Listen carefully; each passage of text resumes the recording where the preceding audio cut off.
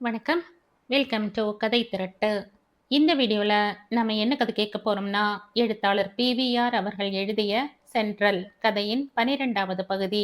வாங்க கதைக்குள்ள போகலாம். வியாழக்கிழமை பிற்பகல் 4:15 முத்து டைப்ரைட்டரை மூடி வைத்து கேன்வாஸ் துணியினால் போர்த்தினான். அரை மணி நேரத்துக்கு முன்னாலேயே அவன் உதவி மேனேஜரிடம் 1 மணி நேரம் முன்னால் வீட்டுக்கு செல்ல அனுமதி கோரி பெற்று கொண்டாகிவிட்டது. அவனுக்கு இப்போது நல்ல அதிர்ஷ்டம் கூரையை பீய்த்து கொட்டுகிறது. ரேணுகா ரொம்ப நல்ல பெண்.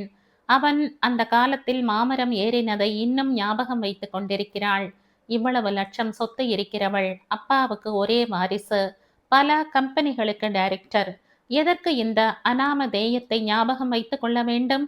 ஏழை சொந்தத்தை மூடி மூடி வைக்கிற இந்த காலத்தில் அவனை ரேணுகா இன்னும் நினைவில் வைத்திருக்கிறாள் என்றால் அது அவளுடைய பெருந்தன்மையை மட்டுமா காட்டுகிறது? அவனுடைய அதிர்ஷ்டத்தையும் தான். இத்தனை மாதங்களாக அவன் சென்ட்ரலில் இருக்கிறான். யார் அவனை மதித்து பேசியிருக்கிறார்கள்? மணியை தவிர மங்களா அவனை விருந்துக்கு அழைத்திருக்கிறாள். அவளும் நல்ல பெண். எங்கிருந்தோ வந்தாள். குமுதாவும் நல்ல பெண். எல்லோருமே நல்ல பெண்கள். அவன் டீக்காக ட்ரெஸ் செய்து கொண்டு போக வேண்டும். நீல நிற பேண்ட்டையும் கிரீம் கலர் ஷர்ட்டையும் லாண்ட்ரியில் கொடுத்து இஸ்திரி போட வேண்டும். 40 பைசா எதிர்பாராத செலவுதான். பரவாயில்லை. வருஷத்துக்கு ஏன் ஒரு மாமாங்கத்துக்கு ஒரு நாள் தானே. இந்த மாதமோ அடுத்த மாதமோ அவன் சென்னையை விட்டு போய் விடுவான். ரேணுகாவின் கம்பெனியில் ஸ்டெனோகிராஃபர். ரேணுகாவிடமே உதவி காரியதரிசி. குறைந்தது 500 ரூபாயாவது அவள் சம்பளம் கொடுப்பாள். வாழ்க ரேணுகா. வியாழக்கிழமை பிற்பகல் மணி 4:25. 3:45க்கு மார்வாடியிடமிருந்து சைக்கிளை மீட்ட போது அதில் புழுதி மண்டி கிடந்தது. என்ன சேட், சைக்கிளை அடகு வச்சா அதை துடைச்சு வைக்க கூடாதுன்னு சொல்லி இருக்கா என்று கேட்டுக்கொண்டே மணி மார்வாடியின் அருகே கசங்கி கிடந்த கும்பகோணம் காசி துண்டை எடுக்க போனான். ஐயோ, என்னப்பா நல்ல துண்டை எடுக்கிற, உன் சைக்கிளை துடைக்க என்று மார்வாடி பதறினார். சரி, வேற துணி கொடு. இங்க அழுக்கு துணி வியாபாரம் செய்யறது இல்ல. இந்த காசி துண்டு ரொம்ப லட்சணமா இருக்காக்கும். வட்டி மட்டும் நன்னா வாங்க தெரிந்து கொள். கர்ச்சீப்பால் சீட்டையும் ஹேண்டில் பாரையும் துடைத்துவிட்டு அவன் சென்ட்ரலை நோக்கி விரைந்தான். 4:35க்கு சென்ட்ரலை அடைந்த பின்தான் ஏன் இப்படி அவசரப்பட்டோம் என்ற கேள்வி அவனுள் எழுந்தது. உண்மையில் இன்னும் ஒரு வாரத்துக்கு அவன் வேலைக்கே போக வேண்டாம். செவ்வாய்க்கிழமை மங்களாவிடம் பேசிவிட்டு கும்பலின் நடுவே சிக்கிக் கொண்டு தவித்த தங்க ஃப்ரேம் மூக்கு கண்ணாடி கை நிறைய கொடுத்து விட்டார். மார்வாடியிடம் கொடுத்த பின்பும் கையில் 100 ரூபாய்க்கு மேல் இருக்கிறது. மெக்ரநெட்டில் 36 ரூபாய்க்கு ரயில் கேக் வாங்கியும் கையில் வெள்ளமாக ஓடுகிறது. மேய்ந்து விட்டு தானாக வீடு திரும்பும் பசுவை போல் அவனுடைய கால்கள் சென்ட்ரலை நோக்கியே செல்கின்றன. இதுவரையில் வெற்றியை அளித்து வந்த சென்ட்ரல் என்றைக்காவது ஒரு நாள் அவனை காட்டி கொடுத்து விடுமோ? அவனுடைய பயமும் அவநம்பிக்கையும் அடுத்து அடுத்து வந்த வெற்றிகளால் தான் என்று அவனுக்கு தோன்றியது. ரொம்ப நன்றாக படித்தவன் பரீட்சைக்கு முதல் நாள் பயத்தில் நடுங்குவது போல அவன் ஏன் நடுங்க வேண்டும்? அவன் ஒருவனை ஏமாற்றினால் பலரை இரக்கத்துடன் நடத்தி இருக்கிறான். தெய்வம் மட்டும் வரவு செலவு கணக்கு போட்டு பார்த்தால் கண்டிப்பாக மணி மாட்டிக்கொள்ளவே மாட்டான். வியாழக்கிழமை பிற்பகல் மணி 4:35. டியூட்டி ரிஜிஸ்டரில் கையொப்பமிட்ட பின் ரொசாரியோ 4:15 இருந்து பிளாட்பாரத்திலேயே நின்று கொண்டிருந்தார். பார்சல் வேனின் சாமான்களை லோடு செய்தாகிவிட்டது. பார்சல் கிளார்க் அவரிடம் ஒரு தாளை கிழித்து கொடுத்துவிட்டு ரிஜிஸ்டரில் கையொப்பத்தை வாங்கி கொண்டு சென்றான். ஓரிரு நிமிடங்கள் அங்குமிங்குமாக பார்த்தார் ரொசாரியோ. ஒலவக்கோடு TMO 1 இந்த ரயிலில் பிரயாணம் செய்கிறார். சிப்பந்திகள் ஏற்கனவே பெட்டி படுக்கையையும் ஆபீஸ் ஃபைல்களையும் கொண்டு போய் வைத்தாகிவிட்டது. ஆனால் அவர் இன்னும் வரவில்லை. வருகிற நேரம்தான். எங்கெங்கெல்லாமோ பார்த்த கண் திடீரென்று ஓர் இடத்தில் நின்றது. 20, 22 வயது மதிக்கக்கூடிய ஒரு பெண் சிமெண்ட் பெஞ்சில் உட்கார்ந்திருக்கிறாள். காலடியில் பெட்டி படுக்கை கூடை, அருகே ஒரு உயரமான டின், இடதுபுறம் கூஜா பழக்கூடை. மடியில் 3 வயது குழந்தை வாழைப்பழத்தை கடித்து கொண்டு அதே சமயம் தாயின் மடியில் இருந்து இறங்க திமிரி கொண்டிருந்தது. குழந்தையின் கண்கள் ரொசாரியோவை பிரமிக்க வைத்தன. அதில் எவ்வளவு கருப்பான விழிகள்! விழிகளிலிருந்து சிரிப்பு டால் அடித்தது. குழந்தையை வாரி எடுத்து முத்தமிட ரொசாரியோவின் மனம் துடித்தது. ஒரு கணம் மேரியின் ஞாபகம் வந்தது. அவளுக்கு இவனைப் போல ஒரு குழந்தை இருந்தால்? ரொசாரியோ பெருமூச்சு விட்டார். அவர் கொடுத்து வைக்காதவர். இல்லாவிட்டால் பலராமன் மேரியை கைவிடுவானா? இப்போது குழந்தை பழத்தோலை வீசி எறிந்தது. அதை கவனிக்காத தாயார் வலது பக்கத்தில் பார்வையை திருப்பி யாரையோ எதிர்பார்த்து கொண்டிருந்தாள். பழத்தோல் ரொசாரியோவின் கண்ணை உறுத்தியது. பிளாட்பாரத்தில் நடக்கிறவர்களில் யாரேனும் ஒருவர் கால் வைத்தால் வழுக்கி விழுந்து விடுவார். அதுவும் வயது முதிர்ந்தவர்களாக இருந்தால் ரொம்பவும் கஷ்டப்படுவார்கள். ரொசாரியோ 2 எட்டில் நடந்து குனிந்து பழத்தோலை எடுத்தார். என்னோட பழம். தாய் திரும்பி பார்த்தாள். ஏண்டா தோலை அவர் மேலே எரிஞ்சியா ராஸ்கல்? கீழேதான் அம்மா எரிஞ்சான். பழம் பழம். குழந்தை தாயின் மடியிலேயே எம்பி குதித்தது. ஏண்டா பிளாட்பாரத்திலேயா எரிகிறது? ரொசாரியோ சிரித்து கொண்டே தம் இடத்துக்கு திரும்பினார். படித்தவர்களும் புத்தி உள்ளவர்களும் கூட தின்றுவிட்டு பழத்தோலை நடுத்தெருவில் போடுகிறார்கள். இந்த குழந்தைக்கு என்ன தெரியும்? என்ன அழகான முகம், என்ன வசீகரமான கண்கள். குழந்தை பூர்ண ஆயுளுடன் இருக்க வேண்டும். பழத்தோலை ரயிலுக்கு அடியிலே போட்டார். ரயில் வழுக்கி விழாது. வியாழக்கிழமை பிற்பகல் 4:40. எட்மண்ட் ஓடியும் 6ஆம் பிளாட்பாரத்துக்கு வந்தான். தகப்பனாரின் உருவம் தெரிந்தது. டாடி. எட்மண்டை கண்டதும் ரொசாரியோவுக்கு திகைப்பாக இருந்தது. ஒருவித கோபமும் கூட வந்தது. மீண்டும் பணம் கேட்க வந்து விட்டானா? எப்போ திரும்பி வருகிறீர்கள்? நாளைக்கு மத்தியானம் வெஸ்ட் கோஸ்ட் எக்ஸ்பிரஸில். கேதாரம் எனக்கு பம்பாயில் வேலை வாங்கி தரதா சொல்லி இருக்காரு. எனக்கு தெரியும். அவர் சனிக்கிழமை மெயிலில் திரும்பி போகிறார். அதனால் என்ன? என்னையும் புறப்பட சொல்கிறார். நானும் அன்னிக்கே புறப்படணும். அப்போ போ. பணம் நாளைக்கு தரேன். வயது வந்த பிள்ளையை எத்தனையோ பேர் பாசில் அனுப்பிவிடுகிறார்கள். அவருக்கு மட்டும் அந்த புத்தி வரமாட்டேன் என்கிறது. கண்டிப்பா நாளைக்கு பணம் வேணும் டாடி. எப்படி கொடுக்க போகிறார்? யாரிடம் கடன் வாங்கி? கோஆபரேட்டிவ் பேங்கில் இருந்தா? ரொசாரியோவின் காதில் 2வது மணி கேட்டது. உதவி ஸ்டேஷன் சூப்பரண்டன்ட் பச்சை கொடியை காட்டினார். ஒலவக்கோடு TMO எப்போது அவரை தாண்டி கொண்டு போனார்? இந்த எட்மண்ட் தான் காரணம். TMO அதாவது தப்பாக நினைத்து கொண்டிருப்பாரோ? அரக்கோணத்தில் சந்தித்து மன்னிப்பு கேட்பதை தவிர வேறு வழி இல்லை. லாக் புக்கில் கையொப்பம் மிட்டாகிவிட்டது. பார்சல் ஷீட் பாக்கெட்டில் இருக்கிறது. முதல் வகுப்பு சார்ட் வந்துவிட்டது. பாக்கெட் கடிகாரத்துக்கு சாவி கொடுத்து நேரத்தை சரி செய்தாகிவிட்ட. திடீரென்று ரொசாரியோ கையை வேகமாக ஆட்டினார். பச்சை கொடியின் துணி அந்தரத்தில் தவித்தது. டீசல் என்ஜினின் குரல் அந்த கோடியில் லேசாக கேட்டது. ஓடி விரைவு பெற்று கொண்டிருக்கும் ரயிலில் தம்முடைய பெட்டிக்குள் ரொசாரியோ வேகமாக பாய்ந்து நுழைந்தார். வியாழக்கிழமை மாலை மணி 5. யாரும் இல்லாத வீட்டில் வெளிக்கதவை சாத்திவிட்டு லூசி படுக்கை அறைக்குள் பிரவேசித்தாள். மாலை சூரியனின் கதிர்கள் முகத்தில் அடித்தன. நீல நிற திரையால் ஜன்னலை மூடிவிட்டு படுக்கையின் மேல் உட்கார்ந்தாள். அவள் எதிரே கட்டிலின் உயரத்துக்கு ஒரு டீப்பாயின் மேல் ஒரு கண்ணாடி டம்ளர், பிளாஸ்க் நிறைய ஐஸ், 2 சோடா பாட்டில்கள் மற்றும் ஒரு பாட்டில். காலி டம்ளரில் மது விழுந்தது. அதன் மேல் 2 ஐஸ் துண்டுகள், டம்ளர் நிறைய சோடா. ஒரு நிமிடம் அதையே உற்று பார்த்த லூசி திடீரென்று எழுந்தாள். உருளைக்கிழங்கு வறுவலை அவள் மறந்துவிட்டாள். அவசரமாக சமையல் அறைக்கு சென்று டப்பாவுடன் திரும்பினாள். அரை மணியில் பாட்டில் பாதிக்கு மேல் காலியாகியது. லூசி பாட ஆரம்பித்தாள். நடனம் ஆட வேண்டும் என்ற வெறி கிளம்பியது. எழுந்தாள். கால்கள் பின்னின. மீண்டும் உட்கார்ந்தாள். 4வது டம்ளர் திரவம் ஐஸ் சோடா முடிந்தது. நடனம் ஆடாவிட்டால் உயிரே நிற்காது என்று லூசிக்கு தோன்றியது. எழுந்தாள். கால்கள் மீண்டும் 2 திசைகளில் இழுத்தன. தன்னை நடனம் ஆட விடாமல் தடுப்பது அந்த டீப்பாய்தான் என்ற எண்ணம் அவளுள் எழுந்தது. கோபத்தில் உதைத்தாள். டீப்பாயின் காலில் நீட்டிக்கொண்டிருந்த ஆணி கணுக்காலை கீறிற்று. அவளுக்கு வலி தெரியவில்லை. கசிந்த ரத்தம் கண்ணுக்கு தெரியவில்லை. ரொசாரியோ 70 ரூபாய் கொடுக்காமல் போனது நினைவுக்கு வர மீண்டும் ஆத்திரத்தோடு டீப்பாயை உதைத்து தள்ளினாள். சோடா பாட்டில்கள் உருண்டன. டம்ளர் விழுந்தது.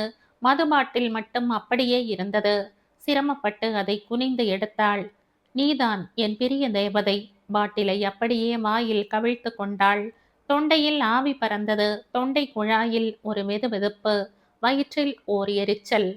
5 நிமிடங்களில் லூசி கீழே கிடந்தாள். தலை டீப்பாயின் அடிபாகத்தில் அதன் காலை இடித்து கொண்டு கிடந்தது. லூசி இந்த உலகத்தையே மறந்திருந்தாள். அப்போது மணி 6:30. வியாழக்கிழமை மாலை மணி 5:30. கேதாரம் ஸ்பென்சரில் பிறந்தநாள் பரிசாக ஒரு விளையாட்டு ரயில் வாங்கினான். வட்ட வடிவத்தில் தண்டவாளங்கள், சுற்றி சுற்றி வரும் என்ஜின், 3 பெட்டிகள். 37 ரூபாய் கொடுத்தபோது கை கொஞ்சம் வலிக்கத்தான் வலித்தது. வியாழக்கிழமை மாலை 6:30. கேரளா எக்ஸ்பிரஸ் சென்னையை விட்டு விலகி எங்கேயோ எதையோ தாண்டி ஓடிக்கொண்டிருந்தது. அதில் காடாக செல்கிறவர் ரொசாரியோ. வயது 50ஐ தாண்டியாகிவிட்டது. கம்பீரமான உயரம், பார்வை, நடை. அந்த ஸ்டேஷனில் கேரளா எக்ஸ்பிரஸ் நிற்கக்கூடாது. ஆனால் ஏதோ கோளாறு, நின்றது. 20 நிமிடங்களுக்கு பிறகு மீண்டும் புறப்பட்டது. அப்போது நேரம் 6:41. தீபம் அணைகிறது. இருள் சூழ்கிறது. உயிர் விளக்கு அணையும் போது வியாழக்கிழமை மாலை மணி 6:45. சங்கரி தனக்குள் மகிழ்ந்து கொண்டாள். மைசூர் பாகு வெகு நன்றாக அமைந்துவிட்டது. 3 வயது குழந்தை கூட விண்டுவிடும். நல்ல வேளையாக 3 வயது குழந்தை இப்போது இல்லை. இதுவரையில் எந்த குழந்தைக்குமே பிறந்த நாள் கொண்டாடி அறியாத வீட்டில் இன்று ஒரே இரைச்சல், கும்மாளம். சங்கர் டைட் பேண்ட் போட்டுக்கொண்டு டி-ஷர்ட்டை ஒரு தடவைக்கு 100 தடவை கண்ணாடியில் பார்த்து கொண்டான். விசு பைஜாமாவும் லக்னோ ஜிப்பாவும் அணிந்து அழகு பார்த்தான். ராதா பட்டு பாவாடையில் காட்சி அளித்தாள். அனு ஆடையில் அக்கறை செலுத்தாமல் உருளைக்கிழங்கு போண்டாவில் கவனத்தை செலுத்தினாள்.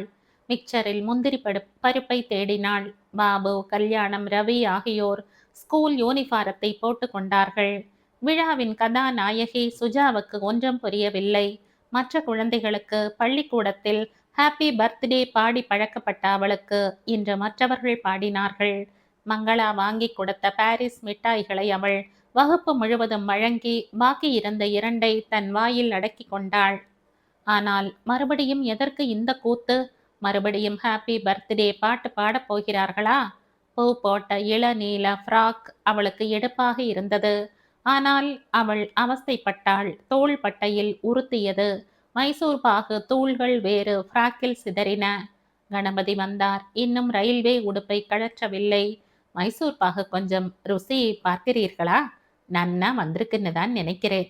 மைசூர் பாகுடன் சங்கரி அவர் முன்னால் நின்றாள். அவர் கண்டிப்பாக சர்டிபிகேட் கொடுக்க மாட்டார். அது அவருடைய பிறவி குணம். செத்துப்போன அம்மாவுக்கே இப்போது கொடுக்கிறவர் அவள் உயிரோடு இருந்தபோது கொடுத்து சங்கரி கேட்டதில்லை. பாதி கொடு. மைசூர் பாகு கட்டியை விண்டு நீட்டினாள். ஜோர், நெய் மனம் வீசுறதே. வாயிலே போட்டதும் ஐஸ்கிரீம் மாதிரி கரையிறதா? சங்கரிக்கு துடித்தது. அந்த துண்டையும் கொடு. நன்னா இருக்கா? இல்லைன்னு சொல்லலையே. நெய் மனம் வீசினால் அது நெய்யின் தரம். என் கையின் தரம் எப்படி? அதுதான் அந்த பாதியையும் வாங்கி போட்டு கொண்டேனே. சொன்னவர் உடுப்பை கழற்ற சென்றார். சங்கரி ஏக்கத்தில் வாடிப்போனாள். ஒரு வார்த்தை, ஒரு நல்ல வார்த்தை. வராது. இவர் வாயிலிருந்து வராது. சங்கரி, நீ பண்ணின மைசூர் பாகு பிரமாதமா இருக்கு. இப்படி சொன்னால் அவளுக்கு சொர்க்க பதவியே கிடைத்த மாதிரி அல்லவா? அவளை போல் உள்ளவர்கள் கணவரிடமிருந்து என்ன எதிர்பார்க்கிறார்கள்? நகை, நட்டு, புடவை, ரவிக்கைகளையா? சினிமா, நாடகம், எக்ஸிபிஷன்களையா?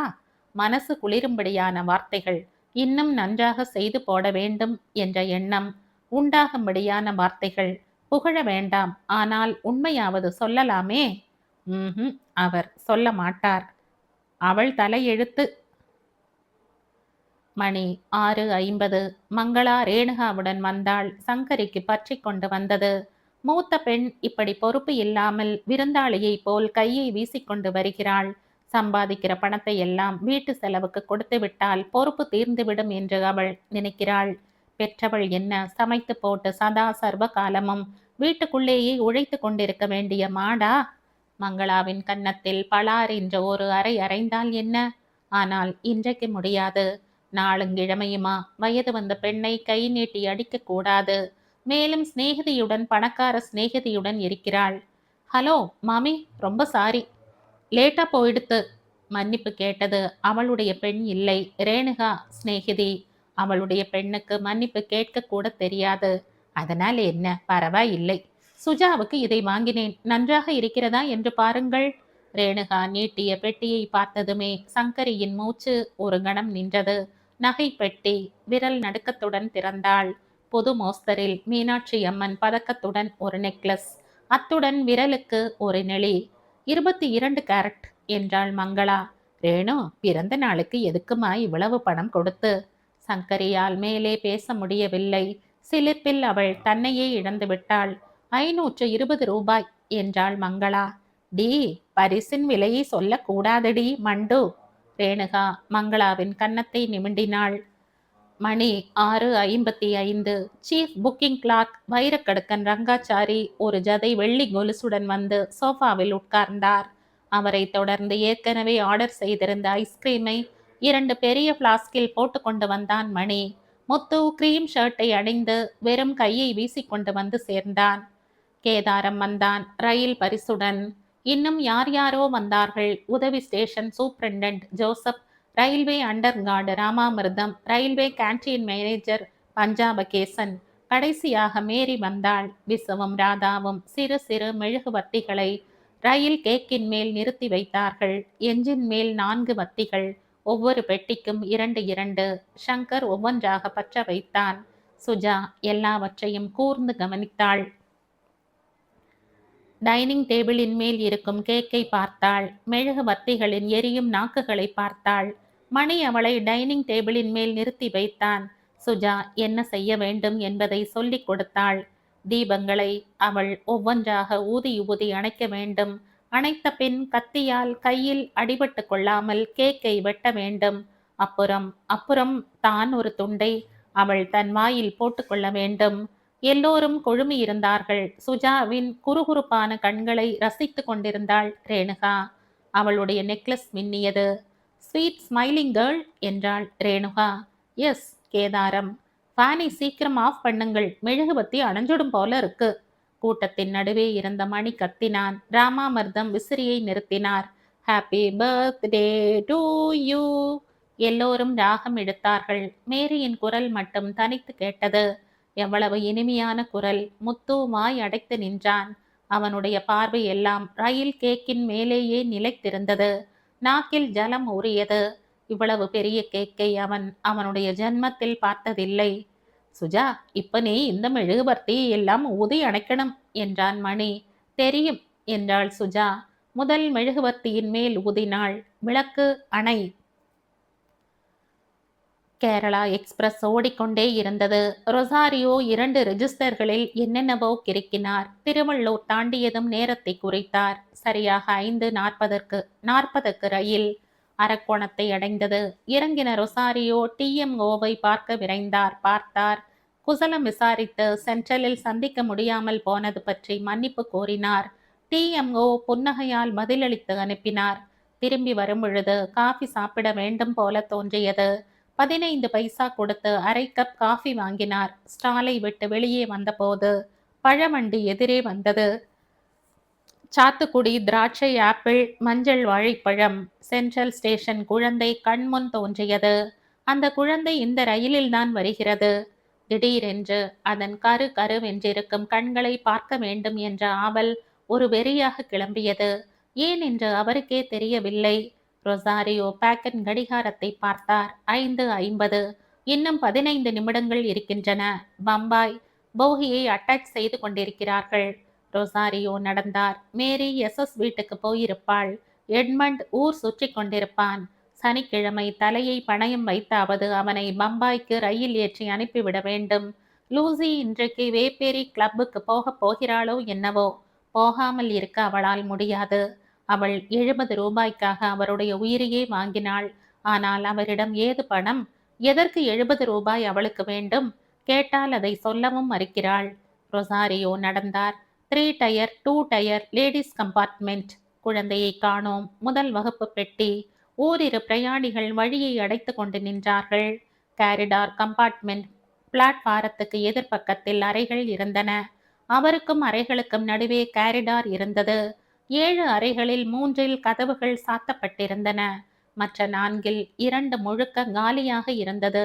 மீதி 2, ஒன்றில் 2 இராணுவ அதிகாரிகள், இன்னொன்றில் 2 பேர். டி கம்பார்ட்மெண்ட்டில் டிஎம்ஓ. அது கூப்பே. அந்த குழந்தையின் முகத்தை பார்க்காமல்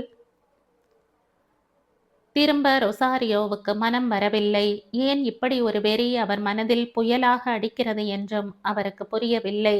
ரோஜாவின் மனதை அனுபவிப்பதில் ஏற்படும் இன்பம், ஒரு நல்ல சங்கீதத்தை கேட்பதில் ஏற்படும் மயக்கம், சுழித்து ஓடும் நீரோடையின் கரையிலே உட்கார்ந்து தண்ணீரை விரலால் ஸ்பரிசிக்கும் ஓர் ஆனந்தம். குழந்தையை கண்ணால் பார்த்தால் இப்படி ஒரு இன்பம், மயக்கம், ஆனந்தம் உண்டாகிறது. இதற்காகத்தான் ரொசாரியோ இப்படி தேடுகிறாரோ? சி கம்பார்ட்மெண்ட்டின் கதவை லேசாக தள்ளினார். Excuse me. அவருடைய முயற்சி வீணாகவில்லை. 2 அப்பரும் காலிதான? வந்த காரணத்தை மறைத்து போலி காரணத்தை கற்பித்தார். ஆமாம் என்றார் குழந்தையின் தகப்பனார். கார்டு இடதுபுறமாக பார்த்தார். குழந்தை தூங்கிக் கொண்டிருந்தது. கரு கருவென்ற கண்மணிகளை இமைகள் போர்த்தி இருந்தன. ஒரு கணம் அதன் உதட்டில் தேனாக வழியும் புன்னகையில் தம்மை பறிகொடுத்தார். நீங்க எந்த ஊர் வரை? திருச்சூர். உங்களுக்கு ஜோலார்பேட்டையில் சாப்பாடு வேணுமா? ரொசாரியோ இதையெல்லாம் வலிய போய் கேட்க வேண்டிய அவசியமே இல்லை. அதற்கு என்று சிப்பந்திகள் இருக்கிறார்கள். ஆனால் அவர் கேட்டார். ஏன் ஏன் இந்த குழந்தை, தூங்கும் இந்த குழந்தை? முன்னமே சொல்லியாச்சு. தேங்க்ஸ். மீண்டும் தூங்கும் குழந்தையை பார்த்துவிட்டு அரைக்கதவை சாத்தினார். இறங்கி தம் இடத்தை நோக்கி நடந்தார். ரயில் புறப்பட்டது. 10 நிமிடங்கள் தாமதம். காட்பாடி சேருவதற்குள் சரி கட்டி விடலாம். ஆனால் வழியெல்லாம் கோளாறு இருந்தது. சித்தேரியில் நின்றது மழை தூறல். ஷோலிங்கரில் ஸ்டேஷன் சாவி வளையம் என்ஜினில் இருந்து நீட்டிய கரத்தினுள் சிக்கவில்லை. அசுரகதியில் ஓடிக்கொண்டிருந்த ரயிலில் திடீரென்று வேகம் குறைந்தது. 1 கிலோமீட்டர் தூரத்தில் நின்றது. ஸ்டேஷனில் இருந்து ஒருவன் சாவியை தூக்கி கொண்டு ஓடோடி வந்து கொண்டிருந்தான். ஒரு வழியாக ரயில் மீண்டும் புறப்பட்டது. தலங்கை. மீண்டும் ரயில் நின்றது. ரொசாரியோ அலுப்புடன் இறங்கினார். என்ன கோளாறு என்று அவருக்கு தெரியவில்லை. இறங்கி நடந்தார். ஒவ்வொரு பெட்டியாக தாண்டி கொண்டே நடந்தார். 3 டயர் போகிக்கு முன் 7-8 பேர் பிளாட்பாரத்தில் நின்று கொண்டிருந்தார்கள். யாரோ அபாய சங்கிலியை பிடித்து இழுத்திருக்கிறார்கள் என்பது மட்டும் ரொசாரியோவுக்கு தெரியும். யாருக்கு என்ன அபாயம்? ஸ்டேஷன் மாஸ்டர், ஓரிரு ரயில்வே சிப்பந்திகள் 3 டயர் முன்னால் வந்து நின்றார்கள். ரொசாரியோ அந்த இடத்தை அடைகையில் ஒரு வயது வந்த ஸ்திரீ ஒரு இளமங்கையுடன் மெதுவாக இறங்கிக் கொண்டிருந்தாள். பிரசவம். பெண் குழந்தை. ரயிலில் பிரசவம். ரயில் பெட்டியை அவசரமாக சுத்தம் செய்தார்கள். தாயையும் சேயையும் ஸ்டேஷன் மாஸ்டர் அறையில் படுக்க வைத்துவிட்டு இருக்கிற பினாயில் டெட்டால் எல்லாம் எடுத்து வந்து பெண்களுக்கு என்று ஒதுக்கி இருந்த அறையை கழுவினார்கள். ஏற்கனவே இருந்த 3 ஸ்திரீகளுக்கு வேறு இடம் கொடுக்கப்பட்டது. அவசரமாக சுறுசுறுப்புடன் எல்லோரும் இயங்கினார்கள். ரொசாரியோ பிறந்த குழந்தையை பார்த்துவிட்டு வயது முதிர்ந்த ஸ்திரீயிடம் 2 வார்த்தைகள் பேசிவிட்டு பச்சை விளக்கை காட்டினார். ரயில் புறப்பட்டது. ரொசாரியோ விரைந்தார். மழை தூறல். ரயில் வேகம் எடுத்தது. ரொசாரியோ ஓடினார். அவர் பெட்டி எங்கோ தொலை தூரத்தில் இருக்கிறது. அது வருவதற்குள் டீசல் என்ஜின் பொருத்தப்பட்ட எக்ஸ்பிரஸின் வேகம் அவர் சக்திக்கு மீறியதாக வளர்கிறது. ரொசாரியோ ஓடினார். ரயில் புறப்பட்டது. மழை தூறல். ரயில் வேகம் எடுத்தது. அவர் பெட்டி எங்கோ தொலை தூரத்தில் இருக்கிறது. அது வருவதற்குள் டீசல் என்ஜின் பொருத்தப்பட்ட எக்ஸ்பிரஸின் வேகம் அவர் சக்திக்கு மீறியதாக வளர்கிறது. அப்பாடி, பரவாயில்லை, சமாளித்து விடலாம். எத்தனையோ தடவைகள் இதே வேகத்தை சமாளித்திருக்கிறார். கார்டு வேன் வந்துவிட்டது. கைப்பிடியையும் பிடித்து விட்டார். ஆனால் இடது கால் இழுத்தது. ஒரு மஞ்சள் தோலோடு அது ஓடியது. வலது கால் திண்டாடியது. கைப்பிடியில் இருந்து கையை எடுக்காமல் உடம்பின் சக்தியை எல்லாம் திரட்டி கால்கள் இரண்டையும் தூக்க பார்த்தார். வலது கை பச்சை விளக்கு பிளாட்பாரத்தில் விழுந்து உரு தெரியாமல் போயிற்று. உடம்பின் சக்தியை ரயிலின் வேகம் துண்டித்தது. கை தளர்ந்தது. தளர்ந்து கைக்கும் கைப்பிடிக்கும் இருந்த தொடர்பு ஒரே அடியாய் அற்று போயிற்று. யாரோ அபாய சங்கிலியை பிடித்து இழுத்தார்கள். ரயில் நின்ற இடத்தில் இருந்து பிரயாணிகள் கூட்டம் கூட்டமாய் பின்னோக்கி ஓடி வந்தார்கள். அவர்கள் தேடி வந்தது ரயில்வே கார்டு ரொசாரியோவை. அவருக்கு வயது 50ஐ தாண்டிவிட்டது. மனைவியின் பெயர் லூசி, பெண் மேரி, பிள்ளை எட்மண்ட். அவர் நல்ல உயரம், கம்பீரமான தோற்றம், நடை. ஆனால் இப்போது சுஜா மெழுகுவர்த்திகளை எல்லாம் அணைத்தாகி விட்டது. பலகார தட்டுக்களை ஒவ்வொருவராக எடுத்து கையில் வைத்து கொண்டார்கள். பெரிய எவர் சில்வர் அடுக்கு நிறைய காஃபி நுரை ததும்ப இருந்தது. ஐஸ்கிரீம் கோப்பைகளில் ஸ்பூன்கள் நின்றன. காஃபிக்கு பிறகு மணியே ஐஸ்கிரீமை வழங்குவான். ரேணுகா, மங்களா, கேதாரம், மணி, முத்து, ரங்காச்சாரி, ராமாமிர்தம், ஜோசப், கணபதி, சங்கர், ராதா, விசு, அனு, சங்கரி, சுஜா. மேரி தனியாக நின்றாள். அப்பா இல்லையே என்ற வருத்தம் ஒரு சுமையாக அவளுள் ஏறியது. அவர் இருந்திருந்தால் அவளுக்கு எவ்வளவு பெருமையாக இருந்திருக்கும். கேதாரத்துக்கு அறிமுகம் செய்திருப்பாள். ஏய் மேரி, மங்களா கூப்பிடுகிறாள். I am at the bonda, come here. Mary மெல்ல நடந்து சென்றாள். காஃபி இருந்த அடுக்கு காலியாயிற்று. ஐஸ்கிரீம் நாக்கில் கரையலாயிற்று. முத்து மௌனமாக எல்லாவற்றையும் ரசித்தான். கொழு கொழுவென்றிருக்கும் குமுதாவின் உருவம் கண்முன் நின்றது. அவளுக்கு ஐஸ்கிரீம் பிடிக்கும். அவளுக்கு எதுவுமே பிடிக்கும். அவளுக்கு அவனை பிடிக்கும். இப்போது அவனுக்கு அவளை பிடிக்கிறது. திடீரென்று எட்மண்ட் நுழைந்தான். Hello Edmund. மணி அவன் அருகே போனான். மாமி, இன்னொரு பிளேட். எட்மண்ட், பர்த்டே பார்ட்டி, எங்களோடு சேர்ந்து கொள். எஸ்எஸ்ஆர் எட்மண்ட் யார் தெரியுமா? ரொசாரியோவின் பிள்ளை. மணியின் குரலுக்கு எஸ்எஸ் பதில் கொடுத்தார். எனக்கு தெரியும் எட்மண்ட், நீ வந்தது எனக்கு ரொம்ப சந்தோஷம். டிஃபன் சாப்பிடு வா. சங்கரி தட்டை நிறைய பலகாரங்கள் கொண்டு வந்தாள். எட்மண்ட் ஒன்றை எடுத்து ருசி பார்த்தான். Thanks, thank you. குழந்தைக்கு என் நல் வாழ்த்துக்கள். மேரி, இங்க கொஞ்சம் வா. மேரி எட்மண்டிடம் வந்தாள். இங்கேயும் பணத்துக்கு வந்து விட்டானா? உடனே புறப்பட வேண்டும் என்று பிறர் காதில் விழாத வண்ணம் எட்மண்ட் அவள் காதோடு கூறினான். மன்னிக்கணும், நான் கொஞ்சம் அவசரமாக போகணும் என்றாள் மேரி. சீக்கிரம் திரும்பிவிடு என்றாள் ரேணுகா. அதே சமயம் போன் அலறியது. எஸ்எஸ் போனை எடுத்தார். முகம் ஒரு கணம் வெளிறியது. நான் வந்துட்டேன். அவர் நான் தழுத்தடுத்தது. மங்களா, நீ பார்த்துக்கோ, நான் போயிட்டு வந்துடுறேன். எஸ்எஸ் ஓடினார். வீட்டில் கும்மாளம். ஆனால் அவர் மனதில் ஒரு பெரிய இடி. Rosario, Rosario, Rosario. கல்யாணங்கள் சொர்க்கத்தில் நிச்சயிக்கப்படலாம். ஆனால் பொருளாதார பிரச்சனை பூமியில்தான் தீர்த்து வைக்கப்படுகிறது. வெள்ளிக்கிழமை காலை வரையில் கணபதி செய்தியை சங்கரிக்கோ மங்களாவுக்கோ தெரிவிக்கவில்லை. பிறந்த நாள் விழா போல் நடந்திருக்கிறது. இந்த மாபெரும் துக்கத்தை சொன்னால் விழாவினால் ஏற்பட்டிருக்கும் குதூகலமெல்லாம் பறந்துவிடும். வெள்ளிக்கிழமை சாயந்தரமே ரொசாரியோவுக்கு ஆக வேண்டியதெல்லாம் முடிந்துவிட்டது. ரேணுகாவும் மங்களாவும் மேரியை தேடி சென்றனர். தேற்ற முடியாத துக்கத்தில் மேரி அமைதியுடன் காணப்பட்டாள். எட்மண்ட் அழுது தீர்த்தான். லூசி குனிந்த தலை நிமிராமல் நின்றாள். அவள் கேட்ட 70 ரூபாய் அவளுக்கு கிடைக்கவே இல்லை. கேதாரம் சனிக்கிழமை பம்பாய்க்கு திரும்பி போய் விடுவது என்ற தீர்மானம் செய்தான். வெள்ளிக்கிழமை மத்தியானம் தன் முடிவை மணியிடம் சொல்ல அவன் அதை 10வது நிமிடம் மங்களாவிடம் தெரிவித்தான். மங்களா ரேணுகாவிடம் கூறினாள். ரேணுகா ரிட்டையரிங் அறையை அடைந்த போது மணி 3:30 இருக்கும். வெளி அறையில் அவள் நுழையும் போதே உள்ளே இருந்து உரத்த குரல் கேட்டது. அவள் திடுக்கிட்டு நின்றாள். நுழைந்த அறையிலே எத்தனை நேரம் நின்றாளோ அவளுக்கே தெரியாது. பேச்சு காரசாரமாகவும் ஆர்வத்தை தூண்டும் வகையாகவும் இருந்தது. டேய் கேதாரம், கடைசியா எனக்கு என்ன பதிலை சொல்ல போற? இன்னைக்கு ரிட்டையர்டு சீஃப் செக்ரட்டரியின் பெண்ணை பார்க்க நான் ஏற்பாடு செய்திருந்தேன். நீ அதிலும் மண்ணை வாரி போட்டு விட்டாய். மாமா, தீர்ந்து போன விஷயத்துக்கு நீங்கள் உயிர் கொடுக்க பார்க்காதீர்கள். ஏதடா தீர்ந்து போன விஷயம்? ஜம்புநாதன் கத்தினார். நீங்கள் எனக்காக பெண் பார்க்கிற வேலை.